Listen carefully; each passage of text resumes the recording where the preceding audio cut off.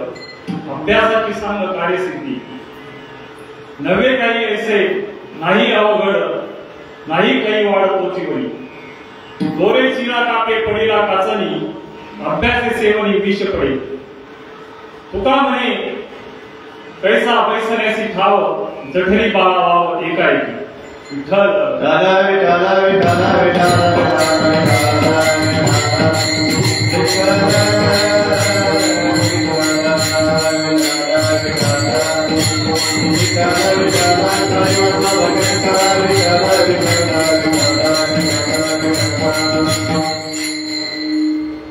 पांडुरंगाको प्रथम नमन दुसरे चरण संतांच्या ज्यांच्या कृपाने कथेचा विस्तार बाबाजी सर्व कृपा ओम नमो ज्ञानेश्वरा करुणाकरा तुमचा मंगळ लागो पावनरालो चराचरी नमो सद्गुरु तुकड्या ज्ञानदीपा नमो सद्गुरु सच्चिदानंद रूपा नमो सद्गुरु आत्मकल्याण मूर्ती नमो सर्व भास्करा पूर्णकीर्ती तीर्थराज देहू ही भूमी पवित्र कुठे नांदतो संत तुकड्या सुपात्र स्मरणे दयाचरा करिती पुण्यरासी नमस्कार साष्टांग श्री तुकोपासी मस्तक हे मायावरी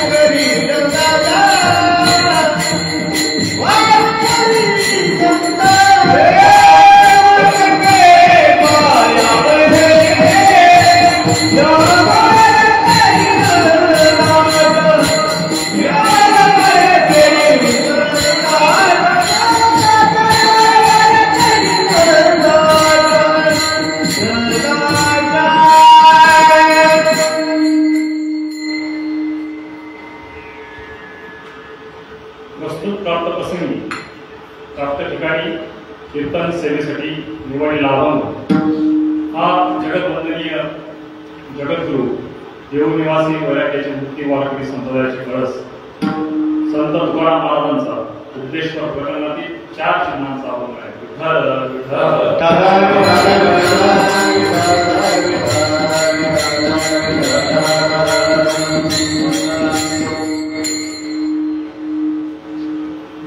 कीर्तन सेवेरूपी खरं तर आनंद होतोय.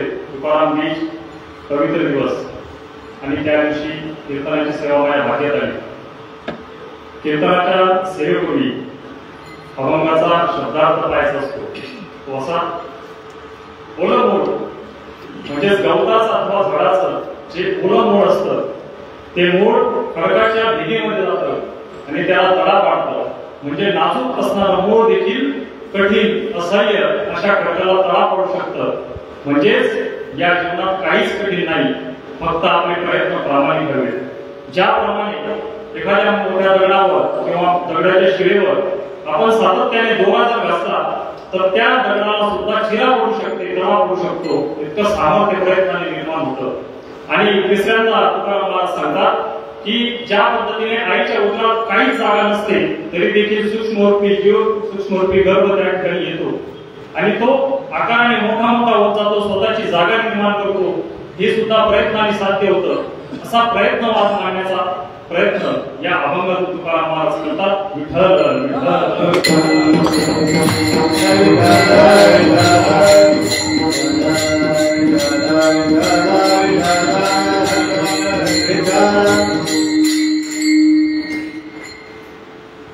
आवाज येतोय बघा.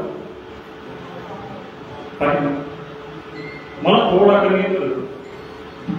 आवाजात बरोबर नाही राहणार. तिकडला आवाज जास्त आहे, अहो कमी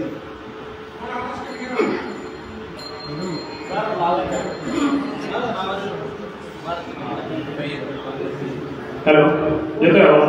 नाही, जास्त करकट झाला.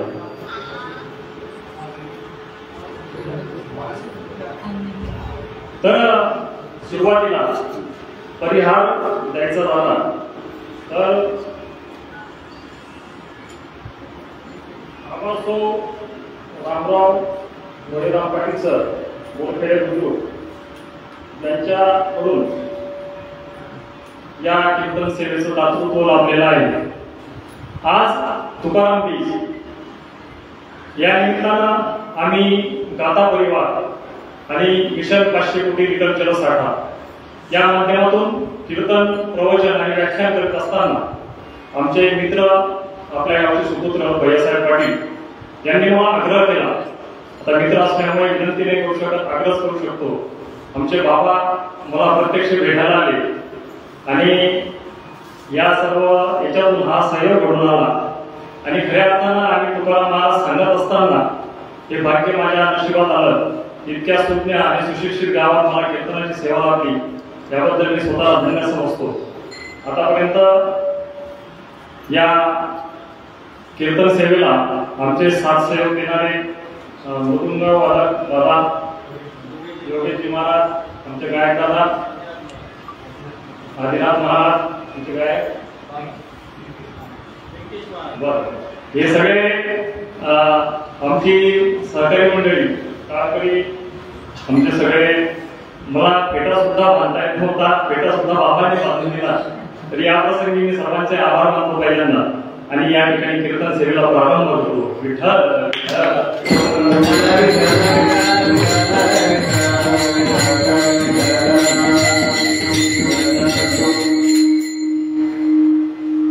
तर सज्जन हो, माता भगिनींची संख्या जास्त आहे, मला आनंद आहे. खऱ्या अर्थानं बीजेच्या दिवशी तुकाराम बीजेच्या दिवशी प्रबोधन करावं हा एक उदात्त हेतू मनात ठेवून बोरखेडा ग्रामस्थवासियांनी या ठिकाणी कीर्तन रूपी या सेवेची प्रथा चालवलेली आहे सल्लादाराप्रमाणे. तर प्रत्यक्ष अभंगाच्या भावार्थाकडे वळण्यापूर्वी बीज म्हणजे काय हा बऱ्याच वेळा संभ्रम असतो. मला बाबा बऱ्याच वेळा म्हणण्यापेक्षा आज कमीत कमी 15 वर्ष झाले सर मी शिक्षक आहे मिशन सर तुकाराम बीजेच्या हार्दिक शुभेच्छा.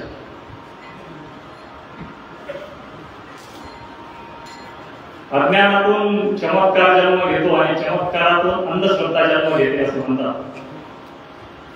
तर सांगण्याचं तात्पर्य असं की बीज म्हणजे काय आपण मी थोडक्यात तुमच्या पुढे ठेवतो आणि मग आपण चिंतनाकडे बोलू. खऱ्या अर्थानं आपण षट संवत्सर मराठी महिने हे मानत असतो. आपल्या मराठी महिने जे आहेत ते 12 आहेत. पहिला महिना चैत्र, वैशाख, ज्येष्ठ, आषाढ, श्रावण, भाद्रपद, आश्विन, कार्तिक, मार्गशीर्ष, पौष, माघ आणि हा शेवटचा जो महिना आहे फाल्गुन. खरं तर या 12 महिन्यांची विभागणी 2 पंधरवड्यात केलेली आहे.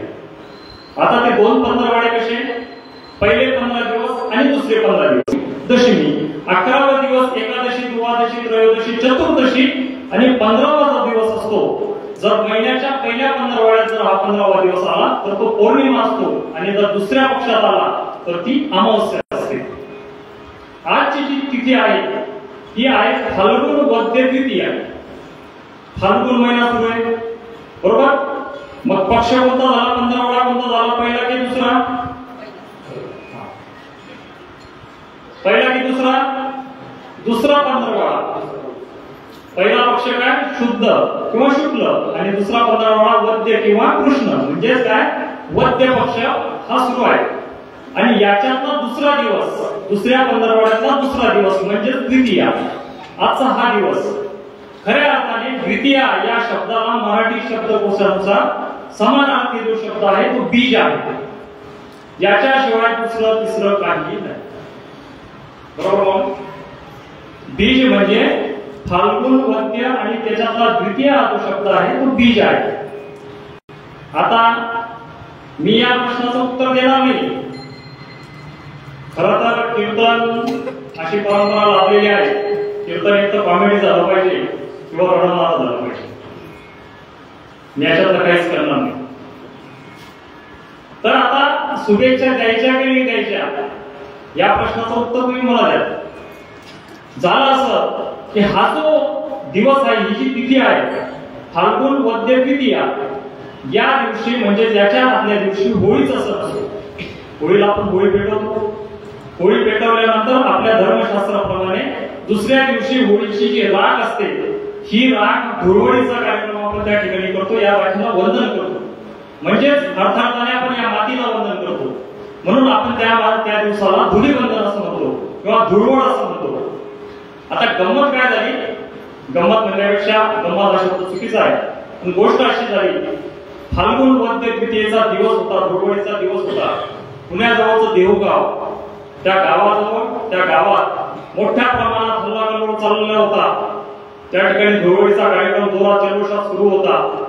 आणि त्या ठिकाणी रामेश्वर भट्ट नावाचा एक व्यक्ती आला आणि त्या रामेश्वर भट्टाने त्या देहूगावातील समस्त गावकऱ्यांना एक दुःखद बातमी दिली. आणि ती बातमी अशी होती, त्याने लिहून ठेवलेला आहे, म्हणे रामेश्वर भट्ट सकाळापासून, म्हणे रामेश्वर भट्ट सकाळापासून गेला तो विमाने बसून. कोण सांगताय असं? रामेश्वर भट्टाने पहिल्यांदा ही बातमी देऊच्या गावकऱ्यांकडे. म्हणे रामेश्वर भट्ट असं म्हणतोय, मी सगळ्यांना विचारलंय आणि तो विमानात बसून चालला गेलेला आहे. आता ही बातमी आली. तुकाराम महाराजांचं कुटुंब खूप मोठं होतं आणि ज्याप्रमाणे आज आपण 400 वर्षानंतर ही त्यांची बीज गावागावात साजरी करतोय, ही महाराष्ट्रातच नव्हे, भारतातच नव्हे तर जगभरात या बीजेचा उत्सव सुरू असतो. त्यांचं विचाराचं चरित्राचं चिंतन केलं जातं, म्हणून त्याला उत्सवाचा शब्द वापरतोय. तर हा प्रसंग डोळ्यासमोर आला. हा जो प्रसंग झाला त्या ठिकाणी रामेश्वर भट्टाने त्या ठिकाणी निधनाची वार्ता दिली आणि त्या ठिकाणी तुकाराम महाराज गुप्त झाले असं सांगितलं. आता गुप्त या शब्दावर पण बरेचसे लोक ऑब्जेक्शन घेतात. माऊली मी नाही म्हणत, पुढी सहित झाला गुप्त तुका वचन आहे. पुढी म्हणजे शरीरासहित तुकाराम महाराज गुप्त झाले. मग हा जो हल्ला करला होतो त्या ठिकाणी खूप प्रचंड प्रमाणात आक्रोश झाला, शोक पसरला. आणि ही शोककळा पाहून तुकारामांचे जे लहान बंधू होते कान्होबाराय यांना ती वेदना पाहिली गेली नाही. तुकाराम महाराजांचे मुलं रडतायत, तिकडे त्यांची बायको रडते, त्यांची धीराणी, त्यांच्या भाऊजाया रडतायत, भाऊ रडतायत, पूर्ण गाव शोक सागरात बुडालं. जे गाव 5-10 मिनिटापूर्वी धुळवडीचा कार्यक्रम साजरा करत होतं. मग कान्होबारायांना राग आला आणि त्यांनी अभंग लिहिला. त्यांनी अभंग असा लिहिला की जर पांडुरंगा, जर तू माझ्या भावाला परत आणून दिलं नाही तर जळो तुझे ब्रह्मज्ञान दे आणून माझ्या भावाविधी. तुझं ब्रह्मज्ञान जे आहे ते तुझ्याजवळच राहू दे, तिकडे तुल्याच जळू दे, पण माझ्या भावाला तू परत घेऊन ये. असा अभंगातून त्या ठिकाणी कान्होबारायांनी मांडलं. आणि पुढे त्यांनी म्हटलं, आक्रंदती बाळे करुणावचनी त्या शोके मेदिनी फुटो पाहे. मेदिनी म्हणजे पृथ्वी. इतका प्रचंड शोक झालेला या देऊ गावात. तर हा जो शोक आहे, हा शोक पाहून ही पृथ्वी दुभंगायला करते, या पृथ्वीला तळा पडायला करतोय. इतका प्रचंड शोक या फाल्गुन वद्य द्वितीयेच्या दिवशी झाला. मग आता मी तुम्हाला प्रश्न विचारतो, तुकाराम विजेच्या शुभेच्छा द्यायच्या?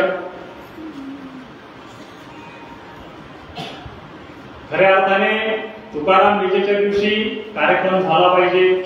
विचारांचं चारित्र्याचं चिंतन मनन झालं पाहिजे. पण आपली शोकांतिका वेगळीच आहे. आमच्याकडे विचाराचं चिंतन मनन खूप कमी ठिकाणी होतं, परंतु डीजे लावला जातो, मोठे मोठे गाणे फटाके फोडले जातात आणि त्या ठिकाणी सण उत्सव साजरे केले जातात. आजचा जो काळ आहे हा खऱ्या अर्थाने धकाधकीचा आहे.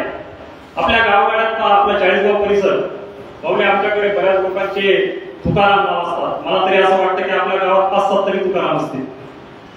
का आपण ठेवतो तुकाराम नाव? इतकं अलोट कर्तृत्व आणि अफाट कर्तृत्व होतं तुकोबारायांचं. हे अफाट कर्तृत्व निर्माण करण्याची शक्ती माझ्या मुलात येऊ दे आणि तेच अफाट कर्तृत्व तू पुढे घालून दाखव, म्हणून आपल्या मुलाचं नाव आपण तुकाराम ठेवत असतो. विठ्ठल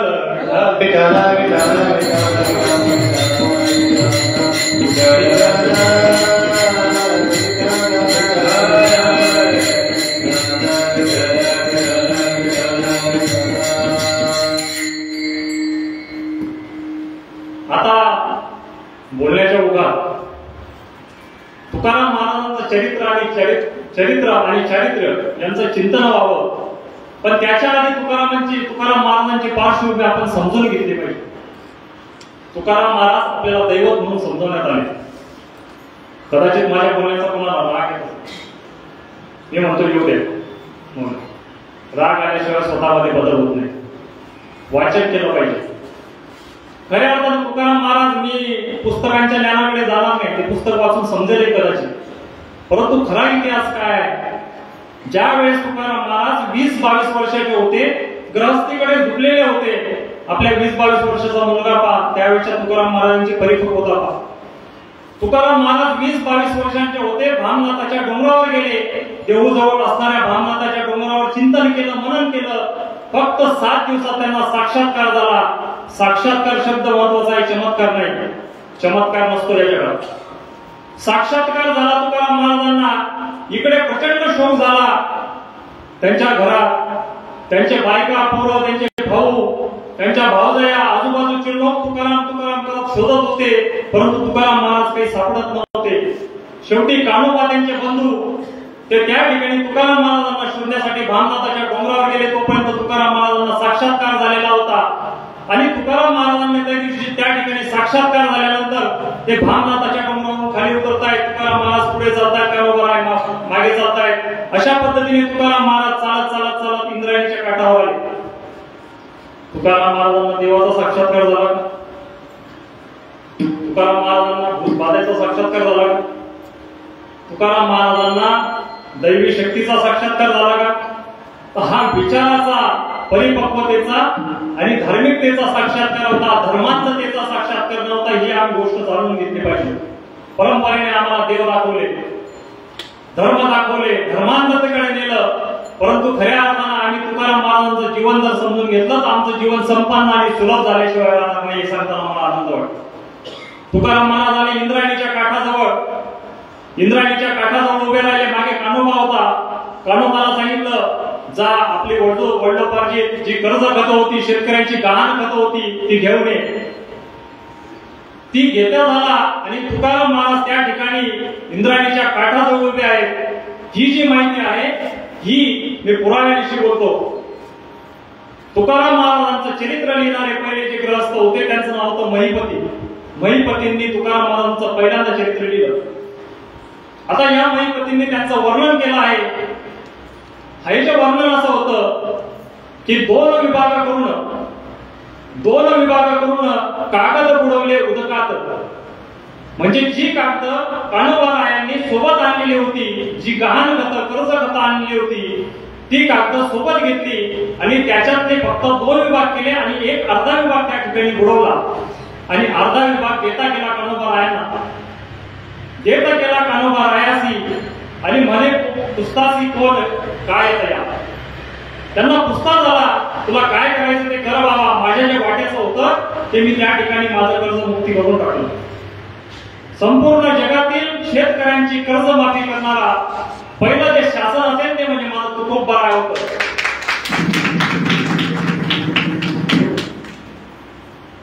आता हा मर्यादा असा आहे, तुम्ही म्हटलं असते महाराज आम्ही ते पुस्तकात पण वाचू. महिपतींचं चरित्र घेतलं, वाचून काढलं. सांगण्याचा उद्देश असा आहे, माऊली तुकाराम महाराज व्यवहार शून्य नव्हते. व्यवहार शून्य अजिबात नव्हते. श्रीम माटे नावाचे एक विचारवंत आहे, श्रीम माटे. या श्रीम माटेंच्या विचारानुसार भक्ती कोणती श्रेष्ठ असते हे ध्यानात घ्या. भक्ती तीच श्रेष्ठ जी जिज्ञासा कुठे निर्माण होते ती भक्ती श्रेष्ठ. ज्यातून जिज्ञासा निर्माण होते ती भक्ती श्रेष्ठ आहे. जर तुम्ही व्यवहार शून्य असाल, तुम्ही मूर्ख असाल तर ती भक्ती श्रेष्ठ नाही. तुम्ही वेळेच्या गंधीत तुम्ही मंदिरात जाताय आणि त्या ठिकाणी पाया पडताय. पण तुकाराम महाराज या उदाहरणावरून व्यवहार शून्य वाटतात का आपल्याला? नाही वाटत. माऊली आपल्याला 1 नव्हे 2 नव्हे तुम्हाला खोटं वाटेल, तुकाराम महाराजांच्या आयुष्यात 150 चमत्कार थोपवण्यात आले. 150 या चमत्कारांमध्ये तुकाराम महाराज भोसर दाखवले. 6 वर्षाचा त्यांचा मुलगा होता, अन्नाकडून तड पडून मेला. घरी आले, घरी त्यांच्या पत्नीने ऊस मारून फेकला, ऊसाचे 2 तुकडे झाले. त्यांना शेत राखायला दिलं, शेतावर पाखरं बसली, सगळी दाणे खाऊन गेली. या सगळ्या भाकड कथा आहेत. तुकाराम महाराज अजिबात व्यवहार शून्य नव्हते. तुकाराम महाराजांसारखे उत्तम शेतकरी नव्हते. त्यांच्या अभंगातून आपल्याला पाहायला मिळतं. तुकाराम महाराज एका अभंगात म्हणतात, सोमकरी सोमकरी ओरवा हो सोमकरी, या शेताची राखण कर सोमकरी आणि चारी कोण सांभाळ सोमकरी. सोमकरी म्हणजे जो आपण शेताचा राखण करण्यासाठी पुतळा लावलेला असतो त्या सोमकरीला ते म्हणताय. चारी कोण सांभाळ म्हणजे चारी बाजूला लक्ष दे. इतकं शुद्ध ज्ञान ज्या महापुरुषाकडे होतं तो व्यवहार शून्य असेल कसं? नक्कीच नसेल. म्हणून माता भगिनींनो, सज्जनांनो, तुकाराम महाराजांचं चरित्र, खरं चरित्र जर आत्मसात केलं तर आपण आपल्या जीवनात नक्कीच यशस्वी होऊ, हे सांगता मला आनंद वाटतो. आपण आता प्रत्यक्षात आपल्या अभंगाकडे येऊया. तुकाराम महाराज अभंगाच्या पहिल्या चरणात असं म्हणतात, ओले मूळ भेदी खडकाचे अंग, अभ्यासाशी सांग कार्यसिद्धी. पण एक एक काय शब्द वापरले तुकाराम महाराजांनी. ओलं मूळ, मूळ म्हणता आलं असतं. आपण मूळ म्हणतो सदासाठी, झाडाचं गवताचं मूळ आहे बाबा. आता हे ओलं मूळ ओलंच का?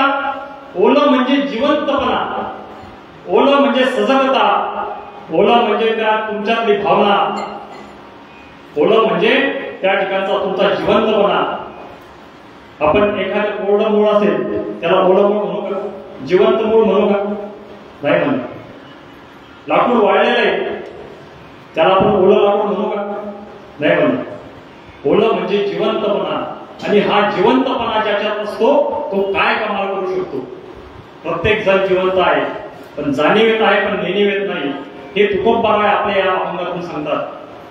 खरं तर गोष्ट अशी आहे, ओलं मूळ जे असतं, कदंब नावाचं एक झाड आहे. या झाडाची खासियत अशी आहे की या झाडाची मुळं पाण्यापर्यंत पोहोचण्याची क्षमता ठेवतात. जर त्यांच्या मार्गात एखादा खडक आला, एखादा कठीण पदार्थ आला, त्याला सुद्धा भेटतात, पण आपला मार्ग बदलत नाही आणि पूर्ण पाण्यापर्यंत पोहोचवतात. मूळ कोणी कोणी पाहिले? सर्वांनीच पाहिलं असेल, बरोबर? नखाने जरी कुरतडलं माऊली, आजी नखाने जरी कुरतडलं ते तुटून जात. जर आपल्याला सांगितलं की या मुळाने, नखाने कुरतडणाऱ्या मुळाने खडकाला छिद्र पडून दाखवा, काय होईल? शक्य आहे काय? आपण सहज म्हणू शक्य नाही. परंतु वारंवार प्रयत्न केल्याने हे शक्य होतं. हे त्यावेळेस शक्य होतं ज्यावेळेस आपण त्या ठिकाणी प्रयत्न करतो. म्हणून याला काय आवश्यक आहे? अभ्यासाची सांग कार्यसिद्धी. म्हणजे तुमचा अभ्यास, तुमचा प्रयत्न फार महत्वाचा आहे. म्हणून या ठिकाणी तुकाराम महाराज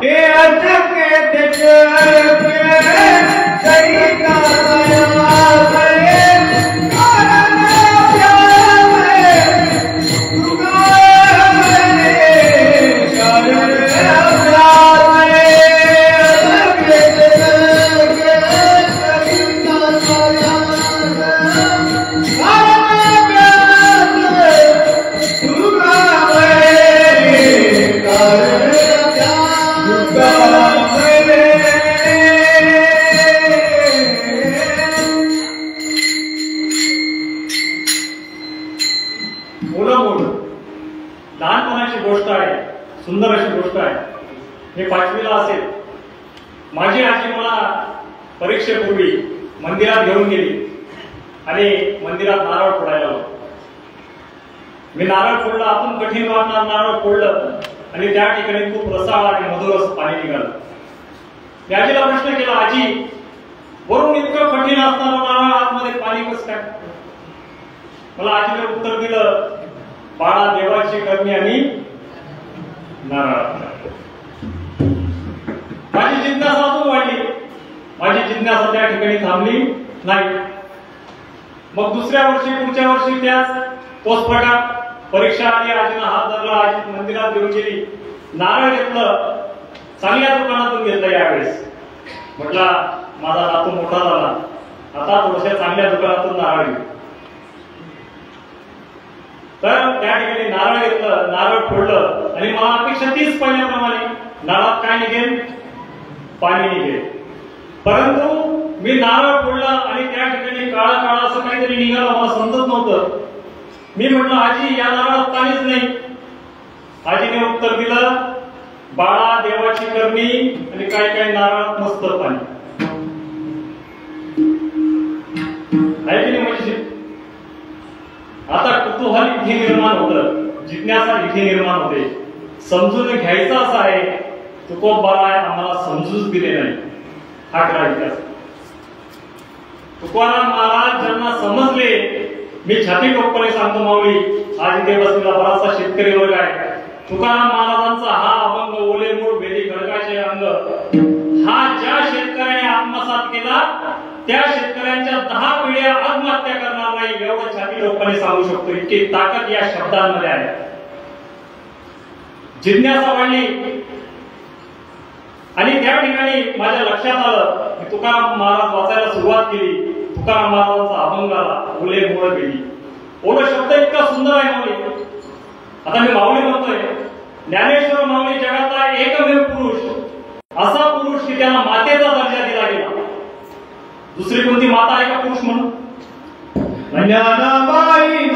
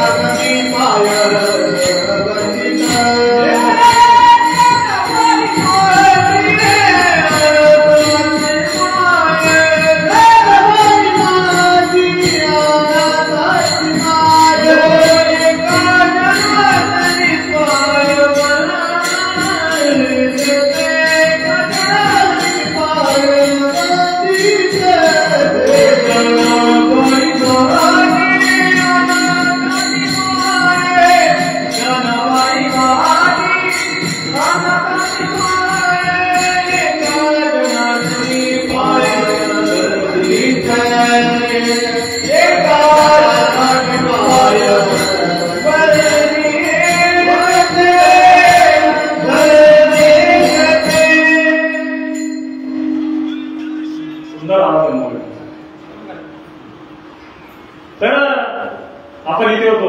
ज्ञानेश्वर माऊलींना माऊली म्हटलं गेलं. का म्हटलं गेलं? शब्दाचं सामर्थ्य जास्त. मी आज त्याच्यावर बोलतो. शब्दाचं जे सामर्थ्य आहे माऊली, तितकं सुंदर आहे. आपल्याकडे शब्दच पाहिजे. तुमच्याकडे धन नसू द्या, दौलत नसू द्या, बंगला नसू द्या, गाडी नसू द्या, तुमच्याकडे शब्द असतील तर तुम्ही जगातले सर्वश्रेष्ठ यशस्वी पुरुष होऊ शकता, यशस्वी स्त्री होऊ शकता. माऊली का म्हटलं गेलं? माऊली उकाराची भाषा वापरतात. रुणू जुनू रुणू जुनू रे भ्रमरा, सांडितो अवगुणू रे भ्रमरा. अवगुण शब्द माहिती आपल्याला सगळ्यांना. अवगुण म्हणजे वाईट गुण. साधा शब्द आहे. वाईट गुण, दृष्ट गुण. ज्या वाईट गुण या शब्दाला, अवगुण या शब्दाला अवगुण म्हणावं. किती सात्विकता. एवढी सात्विकता येणं हे मातेचं काम असतं, हे पित्याचं काम नसतं. म्हणून ज्ञानेश्वर माऊलीला माऊलीचं स्थान दिलं. ज्ञानेश्वर एकटाच असा पुरुष आहे जगातला, त्याला माऊली म्हटलं गेलं. ज्या प्रकारे वारकरी संप्रदायात अधिकारवाणीनं ज्ञानोबा माऊली बोलतात, त्याच अधिकारवाणीनं संत श्रेष्ठ तुकाराम महाराज बोलतात. आणि ज्या पद्धतीनं माऊली भाषा, ज्ञानेश्वर माऊली ही आईची भाषा बोलतात, त्याच पद्धतीनं तुकाराम महाराज हे बापाची भाषा बोलतात. माऊली सांगतात, बाळा असं करू नको, असं केलं पाहिजे. तुकाराम महाराज सांगतात, हे असं करावंच लागेल. असाध्य ते साध्य करती सायास, असंच करावं लागेल तुला. ही बापाची भूमिका दाखवणारा एकमेव पुरुष म्हणजे जगद्गुरु संत श्रेष्ठ तुकाराम महाराज. त्यांच्या बीजच्या निमित्तानं आपण आज कार्यक्रम करतो. अभंग घेण्याच्या पाठीमागची पार्श्वभूमी अशी आहे, आम्ही जातो आमच्या गावा, आम्ही जातो आमच्या गावा. तो जाणारच आहे. जो येतो त्याला जायचंच आहे. आम्हाची पाठी घेऊन कुणीच या ठिकाणी जन्माला आलेला नाही. परंतु आपण जन्माला आलो आहोत खऱ्या अर्थाने धर्मशास्त्रानुसार 84चा फेरा चुकून आपण या ठिकाणी मनुष्य देह धारण केलेला आहे. आणि हा मनुष्य देह धारण केल्यानंतर याला सत्कर्मी लावणं हे आपलं काम आहे. आणि हे सत्कर्मी तेव्हा लागेल ज्यावेळेस आपण म्हसोबाला कोंबडं कापू. बरोबर आहे नाही ना?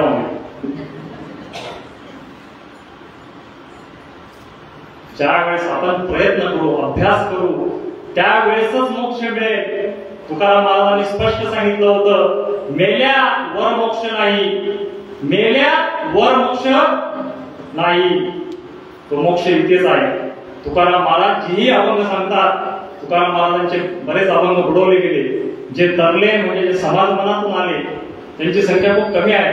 परंतु त्या प्रत्येक अभंगात या जमिनीवरच मांडलेलं आहे. तुकाराम महाराजांनी आकाशात मांडलं नाही, पाताळात मांडलेलं नाही, या जमिनीवरच आपण ज्या भूमीवर राहतो इथनं मांडलं. आणि तुकाराम महाराज तुमच्या आमच्यासारखे रक्ताचे हाडामासाचे होते, ते देव नव्हते. म्हणून त्यांची प्रेरणा आपण घेतली पाहिजे, संतांची प्रेरणा घेतली पाहिजे. म्हणून एकनाथ महाराज असं म्हणतात, विवेक दीप धरता धरता हाती नसी अंधाराच्या दिशा.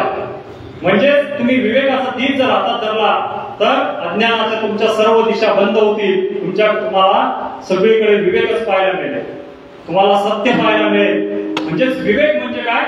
तुमच्या सत्य आणि असत्य ही ओळखण्याची ज्यावेळेस ताकद येते त्याला विवेक असं म्हणतात. आणि तेच वाक्य म्हणजे तुकोबाराय सांगतात, सत्य असत्याशी मन केले पाहिजे, मानी येले नाही बहुमता. सत्य असत्याशी मन केले पाहिजे, मानी येले नाही बहुमता. मानायचं का बहुमताला? नाही मानायचं. माझं मन काय म्हणतंय, सत्य काय असत्य काय हे ओळखलं पाहिजे. ते 10 लोक बुद्धी का दिलेली आहे? 11 लाख लोक 40 गावाला चालले. म्हणून आपण जायचं का? कोणाकोणाला कळलं? आमच्याकडे खूप मोठा उत्सव झाला म्हणून 11 लाख 13 किती मी लक्षात नाही ठेवला. शेवटी गाथा इथे आहे, गाथा पक्की बाबा.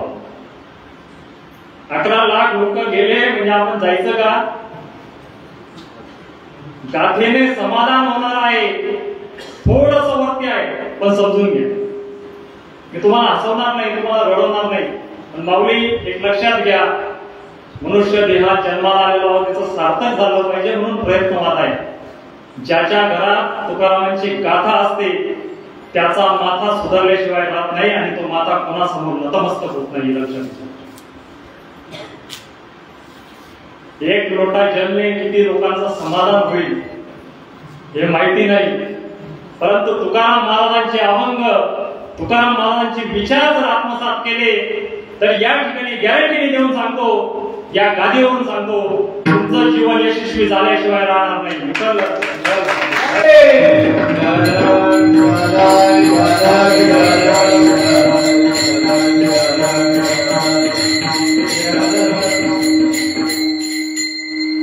आपण प्रयत्न मात पाहतो. कोणाच्या भावना दुखत असतील मला माफ करा, परंतु सत्य सांगणं हे मला तुकाराम महाराजांची आज्ञा आहे. सत्य असत्याशी मन केले पाहिजे. आम्हाला वेगळीच परंपरा सांगितली, जे निंदनीय आहे ते सोडून द्या, जे वंदनीय आहे त्याला वंदन करा. असं नाही. मग प्रयत्नवाद असा असतो, तुमचे प्रयत्न इतके कणखर पाहिजे, स्वतःच्या मनगटात इतकी ताकद पाहिजे. आज आमचे 70-80 वर्षाचे बाबा कीर्तनाला हिरिरीने गावाच्या पुढे येतात आणि ते कीर्तनाला मूर्त रूप देतात. हा प्रयत्नवाद आहे. 100-150 किलोमीटर वरून ते प्रवास करून आमचे गायक वादक मंडळी ऊन ताण पाऊस वारा काहीच पाहत नाही. हा प्रयत्नवाद आहे. हे शक्य आहे हे स्वतःच्या मनाला समजावा. म्हणून तुकाराम महाराज अभंगाच्या दुसऱ्या चरणात म्हणतात, नोहे ऐसे काही नोहे ऐसे काही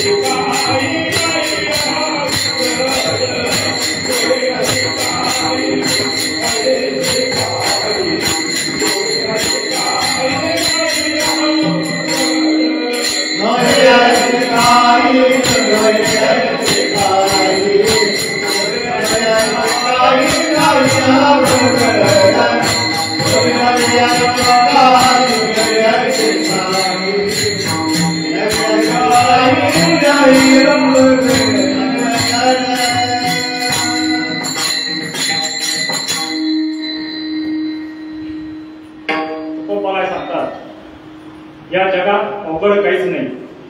नेपोलियन बोनापार्ट नावाचा एक थोर सेनानी होता, ज्यानं संपूर्ण जगाला जिंकायची मनीषा बाळगलेली होती. आणि आपल्याला एवढं सांगितलं जातं, खऱ्या अर्थाने तो एक खूप मोठा तत्वज्ञ होता. यानं एक वाक्य लिहून ठेवलेलं आहे, impossible is the word in fools dictionary. Fools म्हणजे मूर्ख, इम्पॉसिबल म्हणजे अशक्य. अशक्य हा शब्द मूर्खांच्या शब्दकोशात आढळतो. म्हणून अशक्य अशी काहीच गोष्ट नाही. परंतु गावगाड्यात फिरत असताना मी बऱ्याच वेळा पाहतो, काय होतं, महाराज मी खूप प्रयत्न करतो पण मला यशच मिळत नाही. बरं एवढं बोलून थांबतात का? आपल्याकडे जास्त बोलण्याची सवय आहे. ते एकच बोलतात, माझ्या नशिबातच नाही, माझ्या प्रारब्धातच नाही. तुकाराम महाराज म्हणतात, असं काही नसतं. नशीब प्रारब्ध ज्या ज्या रेषा ज्यानं निर्माण केलेल्या आहेत ना, त्याच्या हातावर रेषा आहेत की नाही ते आपल्याला माहिती नाही. कळालं का वाक्य? वाक्य कळालं? नशीब एवढंच समजा, नशीब आणि प्रारब्ध असं काही नसतं. तुमच्या प्रयत्नांना जोड, तुमच्या प्रामाणिकतेची हवी. दुसरा शब्द आपल्या कीर्तनातला घरी घेऊन जा. पहिला शब्द पहिला आपण घेतला प्रयत्न, आणि दुसरा शब्द प्रामाणिकपणा. तुमचे जर प्रयत्न प्रामाणिक असतील तर त्या वैकुंठाच्या श्रीरंगाला सुद्धा उतरून खाली यावं लागेल. आणि आला तो पंढरपूरला आला, भक्तासाठी तिष्ठत राहिला. उभे 28 युगा, 28 युगापासून तो त्या ठिकाणी उभा आहे आणि आज सुद्धा उभा आहे. एवढी ताकद कुठून निर्माण होते तर ती अभ्यासाने निर्माण होते. म्हणून आम्ही प्रयत्न केले पाहिजे, परंतु ते प्रामाणिक हवे. आज जगात पाहिलं तर जगात खूप पुढे चाललं गेलंय. एलन मस्क नावाचा एक शास्त्रज्ञ आहे. मी परवा त्याचं द हिंदू टाइम्स नावाचा एक न्यूजपेपर वाचत होतो. त्या पेपरमध्ये तो म्हणत होता, आमचं रशिया 2050 पर्यंत आम्ही विमानाने प्रवास बंद करणार. आम्ही आता अवकाशयानाने प्रवास करू. अवकाशयान म्हणजे ते मंगळावर चंद्रावर जातात. आम्ही एका ठिकाणाहून दुसरीकडे जायचं असलं तर अवकाशयान वापरू. आता आम्ही हे जहाज नाही वापरणार, पाण्याच्या खालून जाऊ, पाण्यामधून जाऊ, कारण ते प्रदूषण कमी असेल, ट्रॅफिक कमी असेल म्हणून. मला सांगा, आमचा एलन मस्क, आमच्या बोरखेड्यातला, आमच्या गावगाड्यातला मुलगा, 21-22 वर्षाचा मुलगा काय विचार करतो? आता आंबे लागतील. त्या पांडवाप्पांना आंबा थोडा नाही, त्यांनी कुठे बोर उतरायचे, त्यांना मका तो उपाडी दिसू. कशाची कमी आहे म्हणून? ज्ञानाची कमी आहे.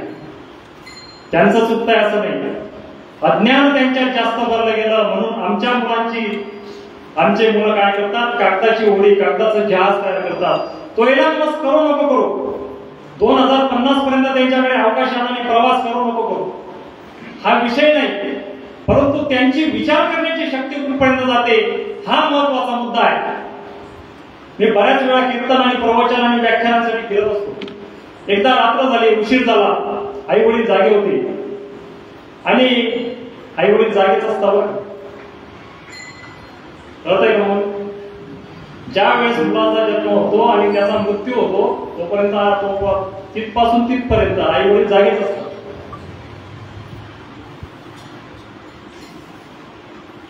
थोडस वरती होतंय का, थोडं खाली येतं.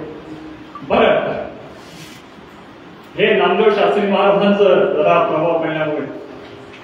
तर मी असंच एका ठिकाणी गेलो आणि त्या ठिकाणचा भाग असा होता, घरी जाण्याच्या दिवसात कीर्तनाचा अनुभव होता. एक गाव आम्ही विठोबाचे नाम अनेकांचे काम नाही. आता साधा सोपा सरळ कठोर भाषेतला अभंग आहे. एक गाव आम्ही विठोबाचे नाम अनेकांचे काम नाही.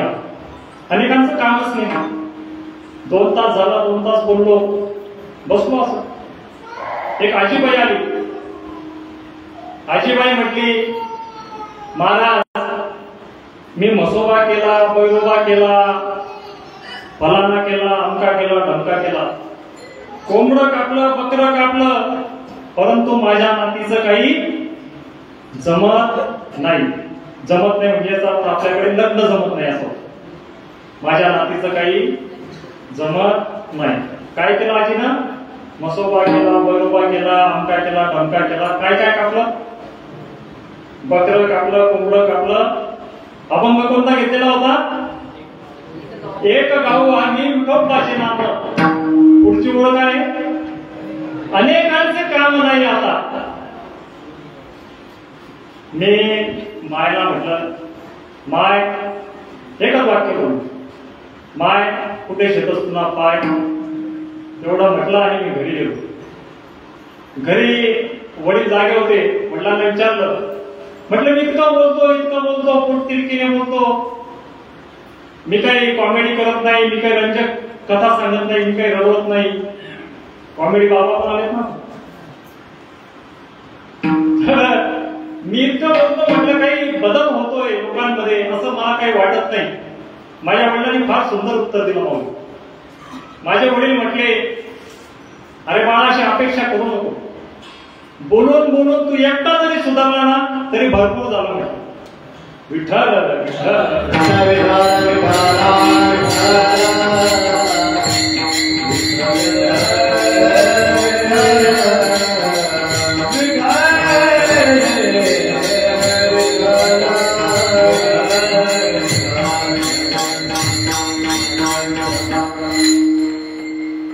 विषय असा होता, आपण अपेक्षा फार करतो. मी प्रयत्नांना सुरुवात केली, मला लगेच फळ प्राप्त व्हायला पाहिजे. तुकाराम महाराज असं म्हणतात, मोहरा ऐसे फळे नाही, मोहरा ऐसे फळे नाही आणि काही गळती. पक्वदशे येती थोडी, नास आडी बेचे तो. विरळा पावगे अवघड गोवे सेवटीची. खूप छान अभंग आहे. मोहरा ऐसे फळे नाही. आंब्याचं झाड सर्वांनी पाहिलं असेल. आंब्याच्या झाडाला भरपूर मोहर येतो, म्हणजे फुलं येतात. त्या फुलांचं रूपांतर पुढे फळांमध्ये होतं. जेवढी फुलं येतात तेवढी आंबे लागतात का? नाही लागत. मला असं आता आपण एक उदाहरण घेऊ की त्या आंब्याच्या झाडाला मोहर आलेला आहे 1 लाखांचा. 1 लाख आंबे येतील का? त्याच्यातले भरपूर फुलं गळून पडतील आणि काही गळतील. पक्वदिशे येती थोडी.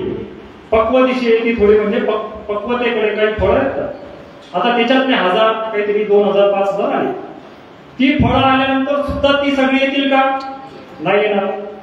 वारा आला, ऊन आला, पाऊस आला, काय त्याच्यातले सुद्धा गळून पडतील. मग आपण काय करतो? फळ पिकायला लागलं, आडी लावू, अडीच म्हणता आपल्या आडी लावू.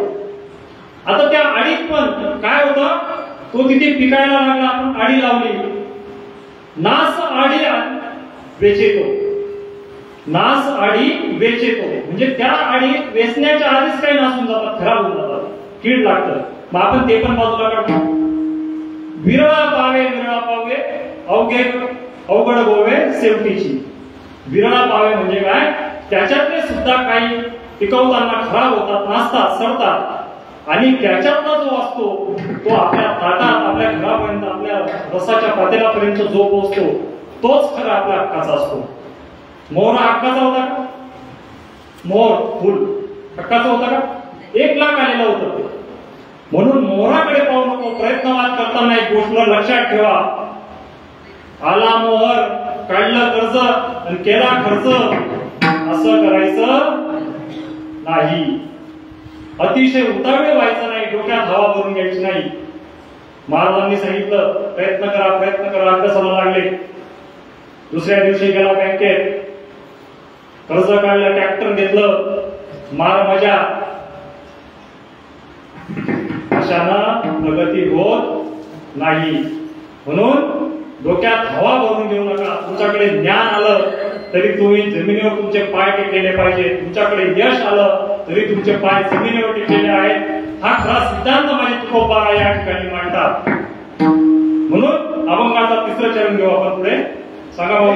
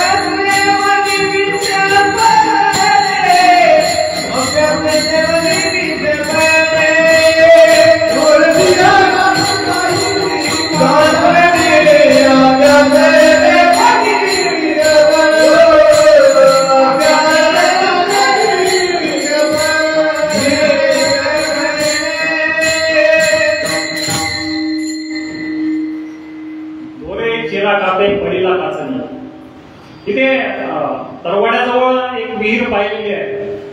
आधी पूर्वीच्या काळी बाबांना आठवत असेल, मोठा असायचा, मोठा मोठ म्हणजे मोठं एक चांबड्याचं एक असं पात्र बनवलेलं असायचं आणि उतरण केलेली असायची विहिरीजवळ. आणि त्या उतरणीवरून बैल खाली सरकला की तो दोर ओढला जायचा आणि त्या मोठ वरती आल्यानंतर ते पाणी कुंडात पडायचं आणि ते कुंडातलं पाणी शेतात यायचं. त्या मोठेचं दोर जिथे जिथे घासला गेला तर त्या ठिकाणी मोठा चिरा बसवलेला असायचा. चिरा म्हणजे मोठा खडक. तर तो चिरा बसवलेला त्या ठिकाणी खाच पडली जायची, तो दगड चिरला जायचा. आता मला सांगा माऊली, जर तुम्हाला कोणी सांगितलं हा घे दोरा आणि कापून टाकतो खडक, पायातला काढून आणा तुम्ही, खरंय का खोटं आहे? कशाने शक्य आहे? प्रयत्नवादाने शक्य आहे. तुमच्याकडे अभ्यासाची सातत्यता हवी, तिसरा शब्द मी देऊन जातो, तुमच्याकडे सातत्य यावं. परंतु हे सातत्य असताना आता अलीकडे एक बाबा आलेले होते, म्हणजे आहेत ते बाबा जिवंत, मी त्यांचं नाव नाही सांगू शकत, इतका अधिकार त्यांचा नाही या खाली बरोबर. ते बाबा असं म्हणतात, ज्यांना मुलं बाळ होत नसतील त्यांनी माझ्या शेतात या, माझ्या शेतातले आंबे खा, तुम्हाला मूल बाळ झाल्याशिवाय राहणार नाही. आता आपण 1 तास 1.5 तासापासून चिंतन करतोय माऊली तुकोबारायांचं, खरंय काय? खरं होईल का? नाही होणार. जर आंबे खाल्ल्याने मुलं झाली असती तर लग्न करण्याची गरज राहिली असती का? आज हे सांगतायत माझे तुकोबाराय 400 वर्षापूर्वी सांगून गेले, 900 कन्या पुत्र होती तिने का करणे लागे पती. 900 कन्या आणि पुत्र होत असतील तर तुला नवऱ्याची गरज काय आहे? म्हणून एकदा आपण सोबत भजन म्हणू, एकदा आपण म्हणूया, 900 कन्या पुत्र होती, 900 कन्या पुत्र होती, 900 कन्या पुत्र होती, 900 कन्या पुत्र होती, 900 कन्या पुत्र होती, 900 कन्या पुत्र होती तिने का करणे लागे पती. 900 कन्या पुत्र होती तिने का करणे लागे पती.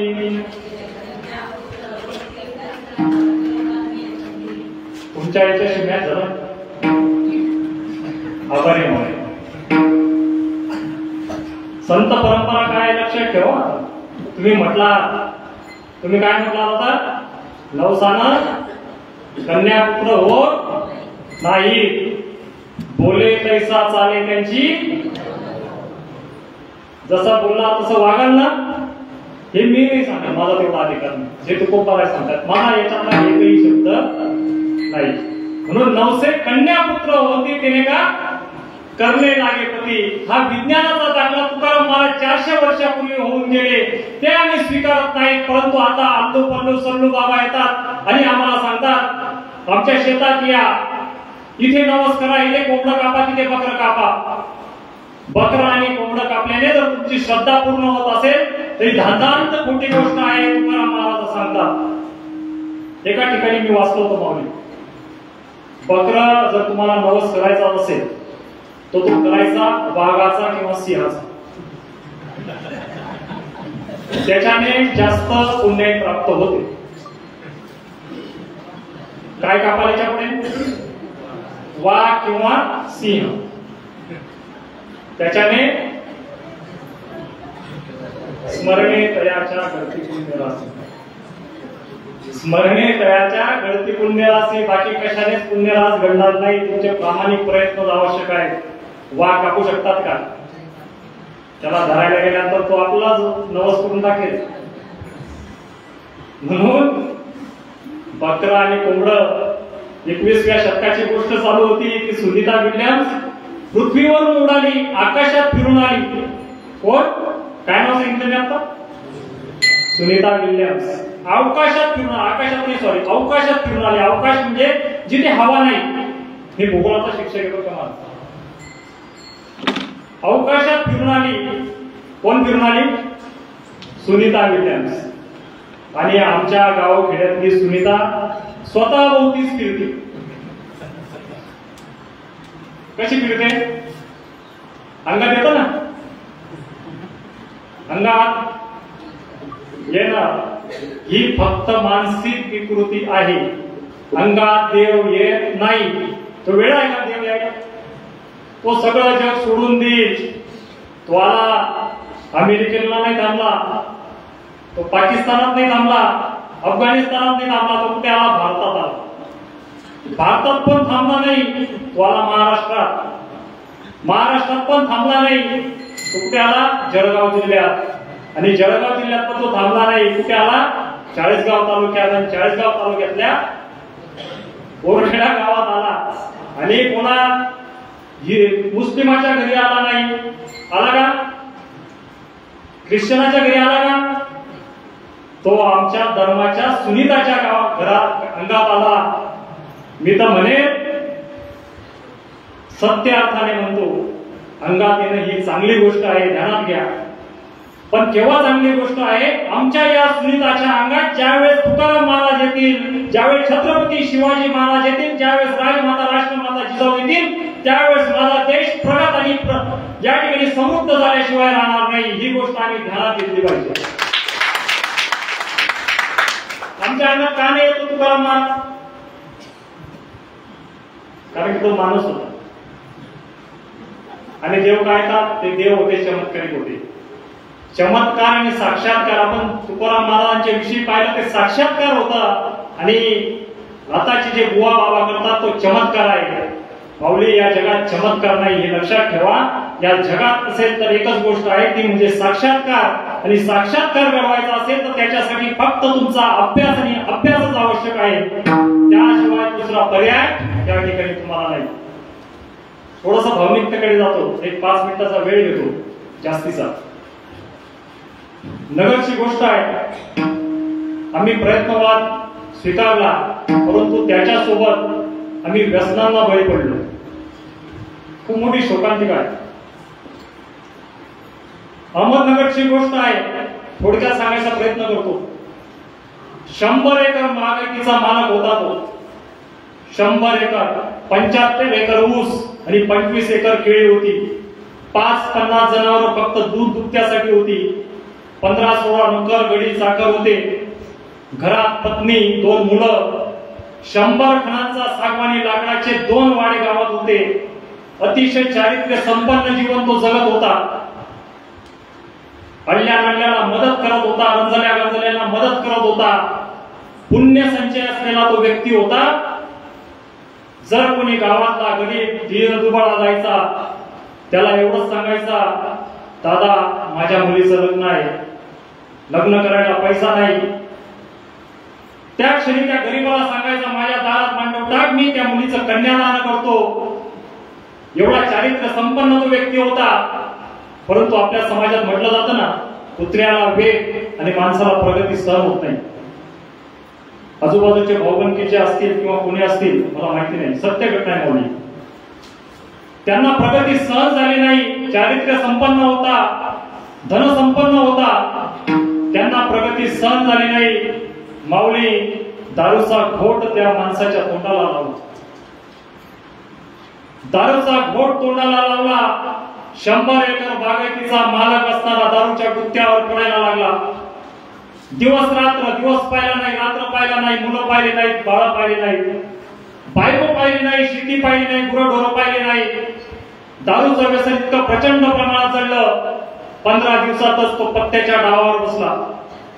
पहिल्या दिवशी 1 एकर हारला, दुसऱ्या दिवशी 2 एकर, तिसऱ्या दिवशी 5 एकर, 10 एकर, करता करता 100 एकर जमीन फक्त 3 महिने आणि 13 दिवसात समाप्त झाली. माऊली, दारूचं व्यसन सोबत होतच.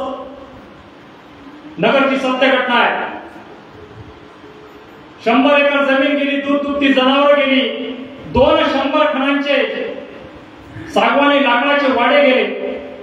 आणि हे वाडेच गेले नाही तर त्याची समृद्धी गेली, त्याचं ऐश्वर्य संपन्न जीवन गेलं. गावाच्या कुसाबाहेर एक छोटस काड्याकुड्यांचं घर उभं केलं आणि त्या घरात राहायला लागला. परंतु व्यसनाच्या इतक्या आहारी गेलेला होता. फक्त 3 महिने आणि 13 दिवसात सर्व विकून टाकलं. व्यसन चांगलं नसतं. हे दारू गांजा मत पिया,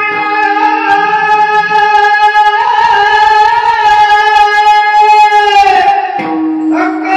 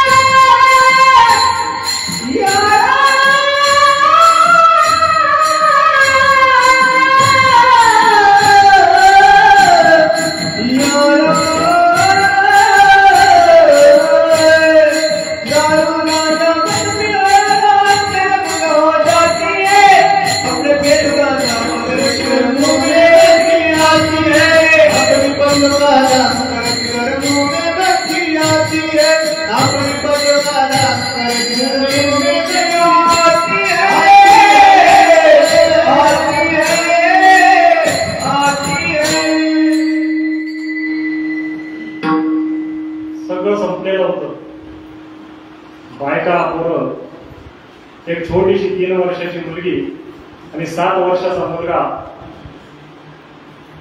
या पूर्ण आयुष्यात ऐश्वर्य उपभोगलेलं हर एक जिन्नस जी तालुक्याला मिळत होती, जिल्ह्याला मिळत होती, त्या सगळ्या वस्तूंचा उपभोग घेतलेला कुटुंब, परंतु आज देशोधडीला लागलेलं होतं.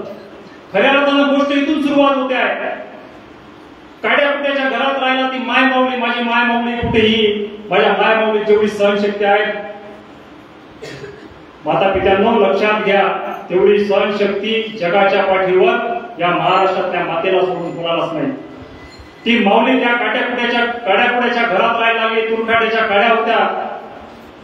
तिनं कोणत्याही प्रकारचा हेवा दावा केला नाही, फक्त माझा नवरा माझ्यासाठी जिवंत पाहिजे एवढं म्हटली. माऊली 5-7 दिवस झाले दारूचे व्यसन काही सुटत नव्हतं, पाजणारे भरपूर होते, प्रगती सहन होत नाही असं म्हणतात. तो पीत होता आणि एकीकडे त्याचं लिव्हर डॅमेज झालं. माऊली ज्याच्याकडे खायला पैसे, खायची मोताज झाली, तुला दवाखान्याचे पैसे येतील कुठून? ती माऊली फक्त हातात झाली, त्याची बायको फक्त हातात झाली, त्याच्या तोंडाकडे पाहू लागली, दवाखाना करू तर कुठून करू? माझ्या लेकरा बाळांचं पालन पोषण मी करण्याला अक्षम आहे, या नवऱ्याचा दवाखाना करू कसा करू? ज्याच्याकडे पाहून मी या जीवनाचे स्वप्न रंगत आहेत तो मला सोडून चाललेला आहे. तिला भविष्य समजून चुकलं. नवरा मरणासन्न स्थितीत आला, मेला, दारूच्या व्यसनापायी मेला.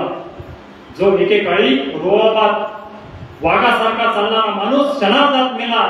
3.5 महिने म्हणजे फक्त क्षणच आहे म्हणून, आणि हे करणारा एकच काम म्हणजे दारू व्यसन. त्या ठिकाणी मेला. खरी हकीकत दारू पिणाऱ्यांसाठी सांगतो. या ठिकाणापासूनच आयुष्य पहा. आपल्याकडे एक रीत आहे, आपल्या धर्मात एक रीत आहे, ज्याच्याकडे कोणी मेलेलं असतं त्याच्या घरी आपण डबा किंवा स्वयंपाकाचं साहित्य नेत असतो. पहिला दिवस झाला, मेला तो माणूस, त्याच्या घरी आजूबाजूच्यांनी भाऊबंदीने डबा दिला. एक 3 वर्षाची मुलगी होती, 7 वर्षाचा मुलगा आणि ती माऊली. कसतरी कडू घास म्हणून 2 घास खाल्ले. दुसरा दिवस उगवला. दुसऱ्या दिवशी शेजारच्या पादरच्यांनी कोणीतरी आणून दिलं. तिसरा दिवस उगवला. काट्याकुट्याच्या घरात भांडे सुद्धा नव्हते. अशा परिस्थितीत ते माय माऊली 2 लेकरांना कवटाळून वागू लागली, राहू लागली. त्या ठिकाणी तिसरा दिवस उगवला. 2-3 जण आले पण काहीतरी देऊन गेले. चौथा दिवस मात्र उगवला. समाज असा आहे, तुमच्याकडे जर काहीच नसेल ना तर तुमच्याकडे ढुंकूनही पाहत नाही. ही समाजाची सत्य परिस्थिती आहे. माय माऊल्यांनो, ही सत्य परिस्थिती आहे. चौथ्या दिवशी त्या घराकडे कोणीही फिरकलं नाही. 3 वर्षाची मुलगी होती, 7 वर्षाचा मुलगा होता, झोपलेले होते. दुपारचे 3 वाजले. दुपारच्या 3 वाजता ती माऊली बसलेली असताना 7 वर्षाचा मुलगा आला. आई मला भूक लागली, आई मला भूक लागली. गरिबीनं चेहरा काळवळलेला होता, कपडे फाटलेले होते, चेहऱ्यावर सुरकुत्या पडलेल्या होत्या. 3 दिवसापासून कसं तरी शिळं भाकर खात होते. आज 4था दिवस कोणीतरी येईल ती माय माऊली वाट पाहत होती, परंतु कोणीच आलं नाही, कारण की याची अन्नांना दशा झालेली होती. 7 वर्षाचा मुलगा सांगू शकत होता, त्याने आईला सांगितलं आई भूक लागली. तर ती 3 वर्षाची मुलगी सांगू शकत नव्हती. मातांनो, ती आई जवळ रडत रडत आली. आईला फक्त एवढी म्हटली, आई पोटात दुखतंय ग, पोटात दुखतंय ग, एवढंच सांगू लागली. त्यावेळेस त्या मातेला असं वाटलं ही धरणी फुटावी, कापावी, हिचा कंप व्हावा, हिचा भेग पडावा आणि या धरणीच्या कुशीत मी सामावून जावी. इतका प्रचंड दुःख त्या मातेच्या, ज्यावेळेस नवरा मेला तेवढं दुःख झालेलं नव्हतं, तेवढं दुःख त्या मातेच्या उरात आलं. ती माऊली खचली नाही, घाबरली नाही, नवऱ्यासारखी हतबल झाली नाही. महाराष्ट्रात एक लक्षात ठेवा, शेतकरी आत्महत्या झाला त्या पुरुषांच्या, महिलांच्या नाही. म्हणून मी पहिले सांगितलं, महिलांमध्ये सहनशक्ती, माझ्या माता माऊल्यांमध्ये सहनशक्ती जास्त. माऊली घाबरली नाही. त्या ठिकाणी तिने हिंमत दाखवली. कसतरी फाटका तुटका पदर होता, तो सावरला. समाज काय म्हणेल, लोक काय म्हणतील, ज्या लोकांनी तिला खायलाच आणलेलं नव्हतं, अशा लोकांचा विचार करून ती माझे सज्जन माय माऊली घराच्या बाहेर पडली. एका किराणा दुकानावर गेली. किराणा दुकानदारांना मंत्री झाली. दादा, माझे मुलं कालपासून उपवासी आहेत, त्यांना खाण्यासाठी थोडंफार अन्न द्या, त्यांना खाण्यासाठी थोडंफार अन्न द्या.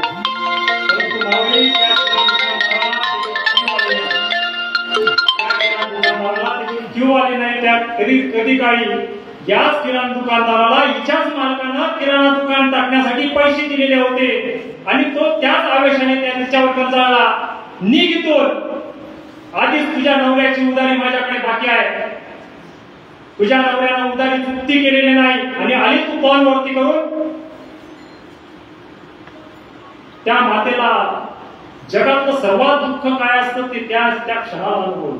नवरा मेल्याचं दुःख जेवढं नव्हतं त्यावेळेस ते दुःख झालं. मी माझ्या मुलांना मरताना नाही पाहू शकत, नवऱ्याला पाहिलं. माझं वर्तमान गेलं पण माझं भविष्य त्या ठिकाणी घरात आहे, माझं भविष्य त्या ठिकाणी जिवंत राहायला पाहिजे आणि ते व्यवस्थित राहायला पाहिजे.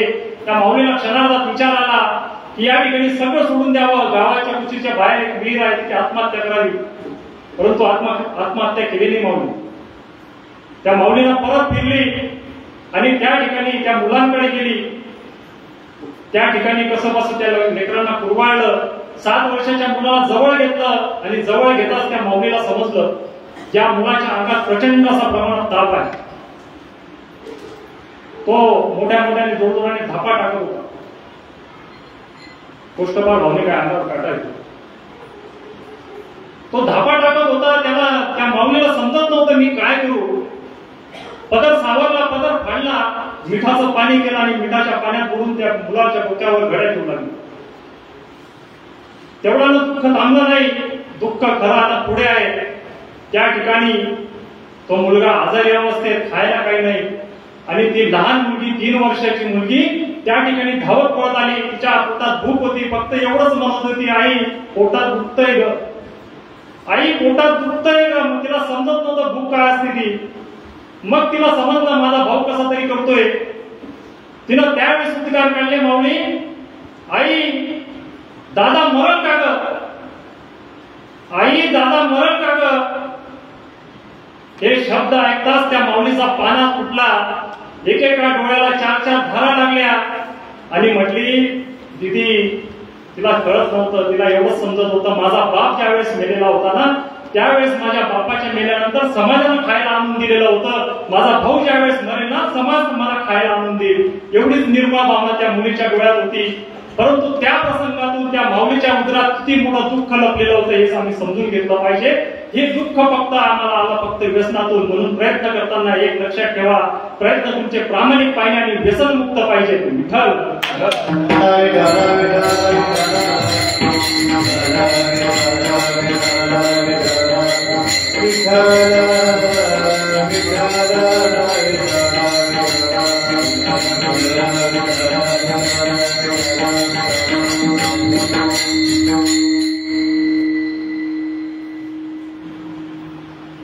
प्रयत्नवाद आम्हाला तुकोबांनी शिकवला, प्रामाणिकपणा शिकवला. याच्यासोबत सर्वात महत्वाचं आहे आपल्याकडे अंधश्रद्धा नसावी. श्रद्धेचं अति अति अति अति पुढची स्टेप म्हणजे अंधश्रद्धा होते. धार्मिक नक्कीच असावं पण धर्मांध असू नये. छत्रपती शिवाजी महाराज धार्मिक होते पण धर्मांध नव्हते, हे लक्षात घ्या. छत्रपती शिवाजी महाराजांनी काही दिशा पाहिली नाही, कधी नवस केला नाही, कधी शकुन पाहिला नाही, अपशकुन पाहिला नाही. त्यांच्या 99% लढाया या रात्रीच्या होत्या आणि त्या पण अमावस्येच्या रात्रीच्या होत्या. मग आम्ही काय शिकतो, आम्ही काय करतोय नवस आयास आयास उपास तपास. ज्यांची शरीरात त्राण आहे त्यांनी उपास तपास केले पाहिजे. उपवास याचा शुद्ध शब्दात अर्थ होतो, मराठी विश्वकोशात दिलेला आहे, देवाजवळ राहणे. मग देवाजवळ शरीर रूपाने राहणे का? नाही, आत्मरूपाने. साधनेचे 2 अंग आहेत, एका मिनिटात सांगतो. साधनेचे 2 अंग आहेत, एक बाह्य साधना आणि एक अंतर साधना. बाह्य साधना म्हणजे शरीर, मी माझं शरीर देवळात घेऊन गेलो आणि अंतर साधना म्हणजे मी माझ्या मनात पांडुरंगाला उतरवलं. मला एक सांगा, माझ्यापेक्षा तुम्ही देवांचे फोटो किंवा मूर्त्या जास्त पाहिजे. कोणता असा देव आहे की त्याचे हात कमरेवर आहेत? विठ्ठल. त्याच्याशिवाय दुसरा कोणता देव आहे का? याच्यातच सर्व आहे मौली. वारकरी संप्रदाय इतका श्रेष्ठ संप्रदाय आहे. विठ्ठलाने एवढं सांगून दिलं, मी असा हात करणार नाही, असा हात करणार नाही, लगे असा हात करून मी सोन्याची अंगठी काढणार नाही, मी तुला अंगाला दुपारा देवाला काहीच देणार नाही, मी तुला फक्त काय देईल? प्रेरणा देईल, प्रयत्नवादाची प्रेरणा देईल. एक शब्द काय गोड शब्द वापरतात तुकोबाराय, एक शब्द इतका सखल वापरतात की त्याला तोडच नाही. हे सर्व शब्द तुकोबारायांचे. म्हणून तुमच्याकडे प्रेरणा हवी आणि विठ्ठल माऊली ही आपल्याला प्रेरणा म्हणून दिलेली आहे.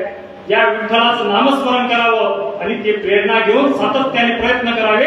तुम्हाला यशापासून कोणीच अडवणार नाही. म्हणून तुकाराम महाराज चौथ्या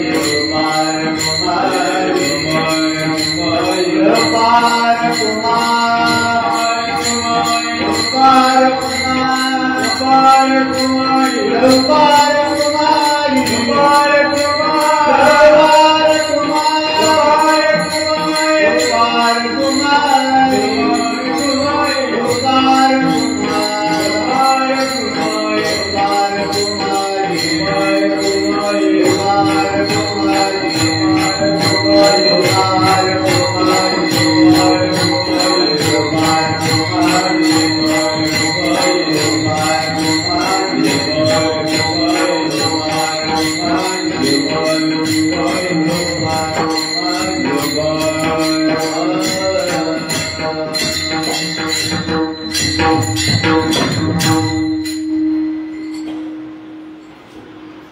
म्हणे कैसा बैसण्याची ठाव जठरी बाळा भाव एका एक.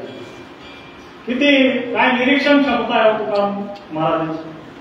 तुकोर मी तर म्हणतो एकही शास्त्रज्ञ नाही त्याची एवढी सूक्ष्म निरीक्षण क्षमता आहे. गर्भ असतो, आईच्या पोटात गर्भ ज्यावेळेस येतो त्यावेळेस गर्भ एकदम सूक्ष्म रूपात असतो. त्याला हात नसतात, पाय नसतात, डोकं नसतं, काहीच नसतं, अत्यंत सूक्ष्म रूपातला. परंतु तो सूक्ष्म रूपातला गर्भ हळूहळू 3-3.5 किलोचा होतो. आणि हा 3.5 किलोचा गर्भ आपल्याला शिकवतो. तुकाराम महाराजांनी या उदाहरणावरून असं सांगितलंय, तुम्ही प्रयत्न नक्कीच करा, परंतु तुम्हाला या गर्भासाठी स्वतःची जागा स्वतः निर्माण करायची आहे. दुसऱ्याच्या पाय वाटेवर आपल्याला पाय टाकायचा नाही, हे सांगतात तुकाराम महाराज. प्रयत्नवाद काय असतो? प्रयत्नवादाचं मूर्तिमंत, प्रयत्नवादाचा उत्तुंग आविष्कार असं एका ठिकाणी आज आरोग्य सरांनी म्हटलं आहे. प्रयत्नवादाचा उत्तुंग आविष्कार म्हणजे संत तुकाराम महाराज आहेत. अल्लाउद्दीन खिलजी नावाचा एक भला मोठा शासक भारतावर चालून आला. आता पूर्वीच्या काळी काय असायचं, राजे महाराजे जे असायचे ते थोडं थोडं पूर्वीच्या ठिकाणावर मावे इतकं विष पहिले घ्यायचे, त्याच्यानंतर थोडंसं जास्त, त्याच्यानंतर थोडंसं जास्त. म्हणून एक अभंग असा तुकाराम महाराजांनी म्हटलेला आहे, साधुनी बचनाग खाती तोळा तोळा आणि कते डोळा पहावे ना. साधुनी बचनाग म्हणजे नागाचं जे विष आहे ते खाती तोळा तोळा म्हणजे तोळावर ते खातात. परंतु हे आपण जर विष खाल्लं तर काय होईल? तोळा माहिती आहे, तो एक लाल रंगाचा असतो आणि त्याला डोळा असतो. आपल्याकडे ते माप होतं पहिले. ते तोळावर जर विष मी खाल्लं काय होईल? मृत्युमुखी होईल, बरोबर. पण पूर्वीचे राजे महाराज जे होते ते याची सवय करून घ्यायचे. आताचे आपले शाहू महाराज, या शाहू महाराजांना सुद्धा विषाची सवय, त्यांना माहित होतं माझ्यावर विष प्रयोग होऊ शकतो, म्हणून त्यांनी विष पचवण्याची क्षमता स्वतःच्या शरीरात निर्माण केली. अल्लाउद्दीन खिलजी ज्यावेळेस भारतात आला त्याचा इतका विषारी झालेला होता, असं म्हटलं जातं, इतिहासात असं म्हटलेलं आहे की हा अल्लाउद्दीन खिलजी पान खाऊन कोणावर जर थुकायचा, फक्त त्याच्या चामड्याला जर ते थुंकी लागली तर तो माणूस त्या ठिकाणीच मृत्युमुखी पडत असत. इतका विषारी तो झालेला होता. म्हणजे अशक्य, अवघड काही नाही. जर तो सूक्ष्म रूपातला गर्भ आपल्या आईच्या पोटात जागा निर्माण करू शकतो, त्याला प्राणवायू कोण पुरवतो? त्याला अन्न कोण पुरवतं? ती आई जाणून बुजून नाही पुरवत, त्या आईकडून पुरवलं जातं. ती आईच त्याला ऑक्सिजन देते, ती आईच त्याला पाणी देते, ती आईच त्याला अन्न देते. ते पुरवलं जातं माता भगिनींना. ही क्षमता आपल्यात निर्माण करा असं तुकोबरायाने सांगितलं. म्हणून तुकोबराय अभंगात असं म्हणतात, साधुनी बचना खाती तोळा तोळा आणि का ते डोळा पहावे ना. पुढे असं म्हणतात, साधुनी भुजंग धरतीला हाती अनेका ते कापती देखोन या. जर भुजंग आहे, साप आहे, साप निघाल्यानंतर आपण थरका पडतो, मी पण घाबरतो साप निघाल्यानंतर आपण घाबरतो की नाही. पण आपण काय करतो, साप निघाल्यानंतर अलीकडे सर्पमित्र आलेले आहे, तो सर्पमित्र येतो आणि सहजरित्या तो साप उचलतो. नाग असो, विषारी असो, बिनविषारी असो, सहजरित्या तो उचलतो आणि त्या बाटली बंद करतो. आपण ते पाहून सुद्धा घाबरतो की नाही. पण त्याला काय आहे, तो सराव आहे, त्याचे काही प्रयत्न आहेत. म्हणून तुकाराम महाराज या अभंगाच्या शेवटच्या चरणात असं म्हणतात, असाध्य ते साध्य करती सायास कारण अभ्यास तुकामध्ये. असाध्य ते साध्य करत्या सायास कारण अभ्यास तुकामध्ये. अभंग चुकला का माऊली?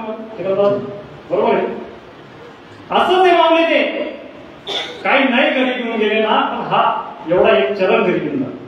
असाध्य ते साध्य करिता सायास कारण नवस तुकामध्ये, असं नाही म्हणत. ते म्हणाल महाराज नवसावर काय आले आणलो ते माऊली मी, आज तुमच्याकडून प्रयत्नवाद उगवल्याशिवाय मी जाणारच नाही, इथे झोपणार करते. असाध्य ते साध्य करिता सायास कारण अभ्यास तुका म्हणे. तुमच्यात अभ्यासाची क्षमता निर्माण होऊ द्या, ते असाध्य ते साध्य झाल्याशिवाय राहणार नाही. वरून कोणी उतरणार नाही, एक ध्यानातून काढून टाका. वरून कोणी येईल आणि खालून पाताळातून कोणी येईल आणि माझ्या जीवनाचं भलं करेल, या सर्व चुकीच्या गोष्टी आहेत. तूच आहे तुझ्या जीवनाचा शिल्पकार, ही गोष्ट लक्षात ठेवा. म्हणून तुकाराम महाराज अभंगाच्या शेवटच्या चरणात म्हणतात,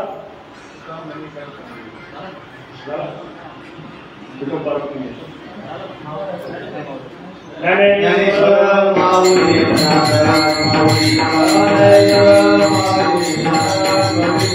ज्ञानेश्वर माऊली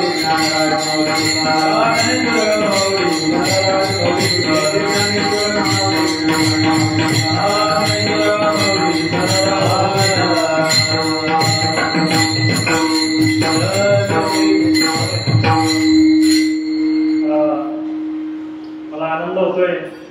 बोरखेडा हे कदाचित मी येताना विचार करत होतो, हे आपल्या गावाचे नाव, मी जवळचा आहे, फार लांबचा नाही, तुमच्या गाव शिवाचा आहे. तर बोरखेडा असं पडलं असावं की बोरांची झाडं भरपूर आहे आपल्या परिसरात, आहेत की नाही. बोराच्या झाडाला काटे येतात, माऊली काटे. काय येतात माहिती? काटे. काटेची झाड काय असतात माहिती का? आपल्यातलं बाष्पीभवन होऊ नये म्हणून ते स्वतःहून आपले काटे निर्माण करतात. आता बाष्पीभवन का नाही होऊ? का बरं नाही व्हायला पाहिजे बाष्पीभवन? ओलावा टिकून ठेवला पाहिजे, बरोबर आहे की नाही? म्हणजे आपल्याकडे झाडं कोणती आहेत? ओली झाडं आहेत. तुकाराम महाराज तेच सांगतात ना, ओले मूळ बेदी खडकाचे अंग. हा परिसर आपला ओला आहे माऊली. काट्याचे झाडं आहेत, त्यांच्यात ओलावा आहे. ज्या प्रमाणे झाडं आहेत, ज्या जिथे जशी झाडं असतात तशीच लोक त्या ठिकाणी राहतात. सगळे जिवंत मनाची आणि ज्वलंत मनाची माणसं आहेत. माता भगिनींनो, माझं कीर्तन गोड करून घेतलं त्याबद्दल सर्वांचे आभार मानतो. आमच्या गायक वादक दादांनी खूप छान साथ दिली. मला खऱ्या अर्थानं आमचे भैया दादा, किरण दादा, बाबा मला भेटायला आले होते. मी साध्या आपल्या कपड्यात, मी शिक्षक आहे, शर्ट पॅन्ट क्लीन करूनच राहतो. तर मला नवं वाटलं की तुकाराम बीजेची एवढी मोठी मला तारीख मिळावी. माझं वय पाहून माझ्यावर चांगला विश्वास ठेवला, सार्थ विश्वास ठेवला, त्याच्याबद्दल मी त्यांचे आभार मानतो. आणि या ठिकाणी कीर्तन सेवेला समाप्तीपूर्वी आमच्या गाथा परिवाराचं काम हे संपूर्ण महाराष्ट्रात सुरू आहे. या गाथा परिवाराचे प्रवर्तक माननीय आदरणीय उल्हासदादा पाटील आणि मिशन 500 कोटी लिटर जलसाठाचे मुख्य सर्वेसर्वा उज्ज्वलदादा चव्हाण राजनगावचे, त्यांनी आपल्या गावात देखील काम केलंय. यांच्या प्रेरणेने आणि माझे कीर्तन शिकवणारे मार्गदर्शक विजयदादा भोईरकर यांच्या मार्गदर्शनाने मी कीर्तन करू शकलो. जे काही चांगलं होतं ते तुकोबारायांचं होतं आणि ज्या काही माझ्या चुका असतील त्या माझ्या स्वतःच्या म्हणून त्या ठिकाणी पदरात घ्या असे या ठिकाणी. आणि तुम्हाला सर्वांना तुकाराम विजयनिमित्त या ठिकाणी तुकाराम महाराजांच्या विचाराला मी वंदन करतो आणि या ठिकाणी थांबतो. बोलिले विठ्ठल जय जय विठ्ठल जय विठ्ठल जय जय. हा बोलिले देवा पुढे उत्तरे कात मापर हरी हरी चारी हरी करमी अमुला तुकारे जय गुणा कपाय तुकरा ओ जय तुकारा सुंदरी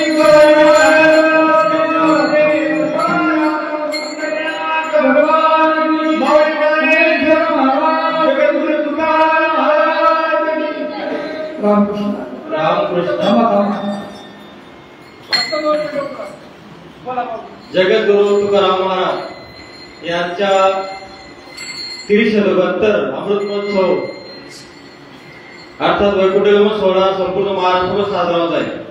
आपल्या गावात आजही मोठ्या प्रमाणावर सकाळी प्रभात फेरी, दुपारी 11 ते 12 वैकुंठगमन सोहळा आपण साजरा केला आणि संध्याकाळी हरिभक्त परायण ठाकूर सर यांचे, चंद्रकांत ठाकूर सर यांचे जाहीर कीर्तन आपण ऐकले. त्यांनी ओले मूळ वेदी खडकाचे अंग हा जगद्गुरु तुकाराम महाराज जाणून घेतला. आपल्या अभ्यासाने, आपल्या प्रयत्नाने कशी कार्यसिद्धी होते त्यांनी आपल्याला वेळोवेळी पटवून दिले. त्यांचे सर्व ग्रामस्थांच्या वतीने हार्दिक आभार. तुम्ही सर्वजण इथे उपस्थित राहिलात, तुमचे सर्व ग्रामस्थांच्या वतीने हार्दिक आभार. तसे आपले मृदंगाचार्य हरिभक्त बराय योगेशजी महाराज यांचेही, तसेच गायनाचार्य हरिभक्त बराय आदिनाथ महाराज, रिकेश महाराज यांचे सर्व ग्रामस्थांच्या वतीने हार्दिक आवाहन आहे.